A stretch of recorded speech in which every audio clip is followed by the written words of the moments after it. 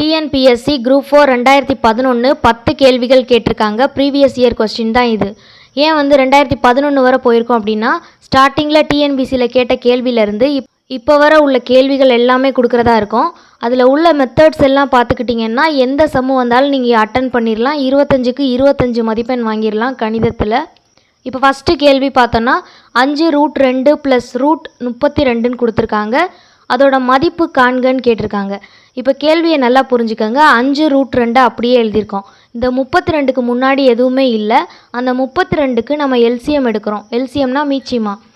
32க்கு மீச்சிமா எடுக்கிறோம். மீச்சிமா எடுத்துட்டு 32க்கு root கொடுத்துருக்காங்கல்ல, 32க்கு root போட்டுக்கிறோம். ரூட்டுக்குள்ளே எல்சிஎம் சைடில் உள்ள எல்லா வேல்யூவையும் அப்படியே எடுத்து எழுதுகிறோம். ரூட்டை விட்டு வெளியில் எடுக்கும் போது 2க்கு ஒரு 2 வெளியில் எடுக்கலாம், 2க்கு ஒரு 2 வெளியில் எடுக்கலாம். மீதி ஒரு 2 மட்டும் மிச்சமாக இருக்குமா? அப்போ இந்த 2க்கும் ஒரு 2 வெளியில் எடுத்தாச்சு, இந்த 2க்கும் ஒரு 2 வெளியில் எடுத்தாச்சு. மீதி ஒரே ஒரு 2 மட்டும் இருக்குது, அதை ரூட்டுக்குள்ளே எழுதிக்கலாம். 2 × 2 4. இந்த √2 அப்படியே எழுதிக்கிடலாம். இப்போ கேள்வியில் கொடுத்துருக்க 5√2 அப்படியே எழுதியிருக்கோம். கூட்டல் √32க்கு பதிலாக நம்ம என்ன கண்டுபிடிச்சோம்? 4√2. அதை அப்படியே எழுதியாச்சு. இங்கேயும் √2 இருக்குது, இங்கேயும் √2 இருக்குது. அப்போது ஒரு √2 எழுதிக்கலாம். இந்த 5ஐயும் இந்த 4ஐயும் கூட்டினோம் அப்படின்னா 9ன்னு கிடைக்கும். அப்போ ஆன்சர் என்னது? 9√2. ஆப்ஷன் டி தான் கரெக்டு. ரெண்டாவது கேள்வி, 7 நம்பர்ஸ் கொடுத்துருக்காங்க. அதோட இடைநிலை கண்டுபிடிக்க சொல்லியிருக்காங்க. இடைநிலை கண்டுபிடிக்கிறதுக்கு முன்னாடி ஏறு வரிசையில் கொடுத்துருக்க நம்பர் எல்லாத்தையும் எழுதணும். ஏறு வரிசைனா என்ன? சின்ன நம்பர்லேருந்து பெரிய நம்பருக்கு போகிறது. சின்ன நம்பர் என்னது? 23 தான் சின்ன நம்பர், அதை எழுதியிருக்கோம். 25 2 தடவை இருக்குது, அப்போ 2 தடவை 25 எழுதியிருக்கோம். அடுத்து 28 இருக்குது.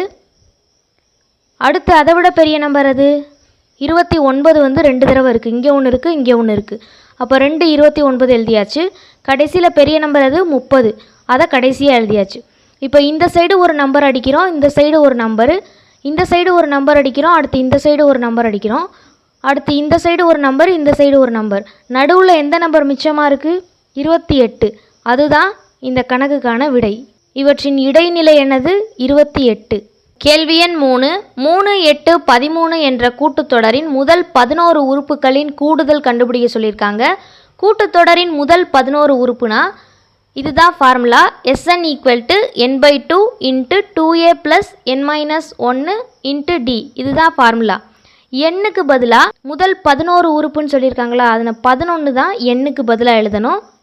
ஏக்கு பதிலாக முதல் உறுப்பு என்னது? 3, அதை எழுதணும். டிக்கு பதிலாக ரெண்டாவது உறுப்புலேருந்து முதல் உறுப்பை கழிச்சோன்னா 5ன்னு கிடைக்கும், அதை தான் இங்கே எழுதணும். n - 1 இருக்குது. எண்ணுக்கு பதிலாக 11ன்னு போட்டிருப்போம். 11ல் 1 போச்சுன்னா 10, அதை தான் இங்கே எழுதியிருக்கோம். இந்த 11/2 அப்படியே இருக்குது. 3 2 6 கூட்டல் 10 × 5 50. 11/2ங்கிறது அப்படியே இருக்குது. 50ஐயும் 6ஐயும் கூட்டினோன்னா 56. இதை ரெண்டையும் கேன்சல் பண்ணும்போது 1 2 28 2 56. மீதி என்னென்ன இருக்குது? 11 × 28. 11ஐயும் 28ஐயும் பெருக்கணுன்னா 308ன்னு கிடைக்கும். அப்போ ஆன்சர் என்னது? Option C 308. கேள்வி எண் 4. a = 5, b = 3 எனில் a² + ab-யின் மதிப்பு காண்கன்னு கொடுத்துருக்காங்க. இப்போ கொடுத்துருக்காங்களா a² + ab, இதோட மதிப்பு தான் கண்டுபிடிக்க போகிறோம். அப்போ a² + ab-யை அப்படியே எடுத்து எழுதிக்கிட்டோம். ஏக்கு பதிலாக என்ன வேல்யூ கொடுத்துருக்காங்க? 5. அந்த 5ஐ ஏக்கு பதிலாக போடுறோம். பிக்கு பதிலாக என்ன வேல்யூ கொடுத்துருக்காங்க? 3. அந்த வேல்யூவை பிக்கு பதிலாக போடுறோம். இங்கே ஸ்கொயர்டு இருக்கிறதுனால 5க்கு மேலே ஸ்கொயர்ட் போட்டிருக்கோம். 5 ஸ்கொயர்டுனா என்ன அர்த்தம்? 5ஐ 2 தடவை பெருக்கணும்னு அர்த்தம். 5 × 5 25 கூட்டல் 5 × 3 15. இது ரெண்டையும் கூட்டும்போது 40ன்னு கிடைக்கும். அப்போ ஆன்சர் என்னது? Option B 40. கேள்வி எண் 5. ஒரு இருசக்கர ஊர்தியின் குறித்த விலை ரூபாய் 1700. அந்த நிறுவனம் 10% தள்ளுபடி அளித்திடின் அந்த வண்டியின் விற்பனை விலை என்னன்னு கேட்டிருக்காங்க. ஒரு இருசக்கர ஊர்தி அதோட குறித்த விலை எவ்வளவு? 1700. அதோட தள்ளுபடி எவ்வளவு? 10%. அப்போ அந்த வண்டியோட விற்பனை விலை தான் கேட்டிருக்காங்க. ஃபஸ்ட்டு என்ன பண்ணணும்னா 1700க்கு 10% என்னன்னு பார்க்கணும். அதை எப்படி எழுதிக்கலாம்னா 1700-இன் 10% எழுதிக்கலாம். இப்போ 1700 அப்படியே எழுதுகிறோம். 10%க்கு பதிலாக 10/100ன்னு எழுதிக்கலாம். ஒரு ஜீரோவுக்கு ஒரு ஜீரோ அடிச்சிடலாம், ஒரு ஜீரோவுக்கு ஒரு ஜீரோ அடிச்சிடலாம். இப்போ மீதி என்ன இருக்குது? 170 இருக்குது. 1700க்கு 10% என்னது? 170. அப்போ தள்ளுபடி எவ்வளவு? 170. விற்பனை விலை கண்டுபிடிக்கணும்னா அதுக்கான ஃபார்முலா குறித்த விலை மைனஸ் தள்ளுபடி. குறித்த விலை என்னது? 1700. தள்ளுபடி எவ்வளவு? நம்ம கண்டுபிடிச்சோம்ல 170. அதால் கழிச்சோம் அப்படின்னா 1530ன்னு கிடைக்கும். இப்போ ஆன்சர் என்னது? Option C 1530. கேள்வி எண் 6. சீரான பகடை ஒன்று உருட்டப்படுகிறது. இரட்டை எண் பகடையின் முகத்தில் தோன்ற நிகழ்தகவு என்னன்னு கேட்டிருக்காங்க. அந்த சீரான பகடை ஒன்றே ஒன்று உருட்டும் போது அதோட கூறுவழி என்னவா கிடைக்கும்னா 1 கிடைக்கலாம், 2, 3, 4, 5, 6. இந்த 6 நம்பருக்குள்ளே தான் கிடைக்கும். அப்போ என் ஆஃப் எஸ் என்னது? 6. ஏங்கிறது இரட்டை எண் கிடைப்பதற்கான நிகழ்தகவு தான் ஏ. அப்போ இரட்டை எண் இதில் என்னென்ன நம்பர்னா இரட்டை எண்? 2ங்கிறது இரட்டை எண், 4ங்கிறது இரட்டை எண், 6ங்கிறது இரட்டை எண். அப்போ A equal to set of all என்ன போடணும்? 2, 4, 6. இப்போ ஏல எத்தனை நம்பர் இருக்குது? 3 நம்பர் இருக்குது. அப்போ n of A equal to 3. நிகழ்தகவு கண்டுபிடிக்கிறதுக்கான ஃபார்முலா வந்து P of A equal to n of A by n of S. N of A என்னது? 3. என் ஆஃப் எஸ் என்னது? 6. இப்போ கேன்சல் பண்ணும்போது 1 3 3, 2 3 6. அப்போ 1/2 தான் ஆன்சர். Option D 1/2. கேள்வி எண் 7. ஒரு முக்கோணத்தின் அடிப்பக்கம் 9 சென்டிமீட்டர் மற்றும் உயரம் 12 சென்டிமீட்டர் எனில் அதன் பரப்பு எவ்வளவுன்னு கேட்டிருக்காங்க. இப்போ கேள்வியை நல்லா புரிஞ்சுக்கோங்க. முக்கோணத்தோட பரப்புன்னு கேட்டதுனால முக்கோணத்தோட பரப்பளவுக்கு ஃபார்முலா என்னது? அரை இன்ட்டு பி இன்ட்டு ஹச் சதுர அலகுகள். அரைங்கிறத அப்படியே எழுதிக்கிறணும். பினா என்னதுன்னா அடிப்பக்கம். பி என்ன கொடுத்துருக்காங்க? 9 சென்டிமீட்டர். அப்போ 9ன்னு எழுதியிருக்கோம் பிக்கு பதிலாக. இன்ட்டு ஹச்னா உயரம், ஹைட்டு. ஹைட் எவ்வளோ கொடுத்துருக்காங்க? 12. ஹச்சுக்கு பதிலாக 12ன்னு எழுதிக்கிட்டோம்.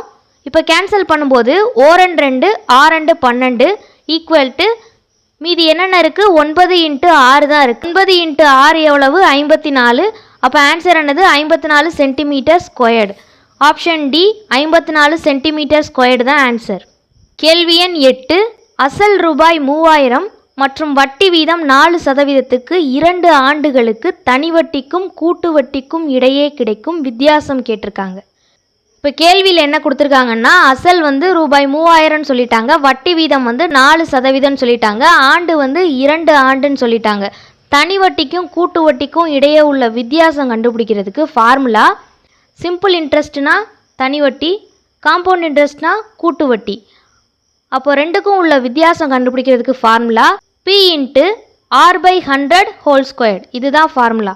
பிக்கு பதிலாக 3000ங்கிறத அப்படியே எழுதியிருக்கோம். ஆறுக்கு பதிலாக 4% 4ன்னு எழுதியிருக்கோம். பை 100ங்கிறது அப்படியே இருக்குது. இந்த 2ங்கிறத அப்படியே எழுதியிருக்கோம். இந்த 4க்கும் 100க்கும் இந்த ஸ்கொயர்டு வந்து பொதுவானது. அப்போ ரெண்டையுமே 2 தடவை பெருக்கும்போது 4 2 தடவை பெருக்கணுன்னா 16ன்னு கிடைக்கும். 100 2 தடவை பெருக்கணுன்னா 10,000ன்னு கிடைக்கும்.